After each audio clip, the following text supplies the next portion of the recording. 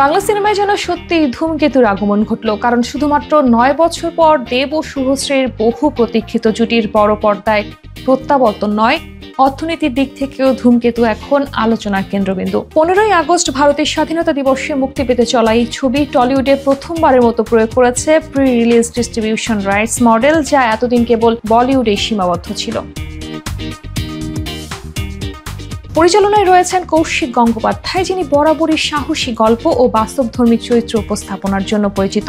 এই সিনেমার প্রযোজক রানা সরকার জানিয়েছেন, বাংলা ছবিতে আগে এমন মডেল কেউ ব্যবহার করেনি। আমরা ঝুঁকি নিয়েছি, এখন দর্শকের হাতেই ছবির সাফল্যের দায়িত্ব। ছবির ডিস্ট্রিবিউশন সত্ত্ব ইতোমধ্যেই কয়েক কোটি টাকায় বিক্রি হয়েছে। ডিস্ট্রিবিউটর শতদীপ সাহা বলেন, ছবির টিজার দেখে বুঝেছিলাম এটি ব্যবসা করবে, তাই মুক্তির আগে সত্ত্ব কিনে নিয়েছি। এই সফলতার পেছনে আরো কয়েকটি অনন্য দিক ও ভূমিকা রেখেছে। প্রথমত, দীর্ঘদিন পর দেব শুভশ্রী জুটির প্রত্যাবর্তন, এবং দ্বিতীয়ত, ছবিটি প্রায় 9 বছর আটকে থাকার পর দর্শকদের আগ্রহ দ্বিগুণ হয়েছে। টিজার প্রকাশের পর থেকে সোশ্যাল মিডিয়ায় সৃষ্টি হয়েছে প্রবল আলোড়ন।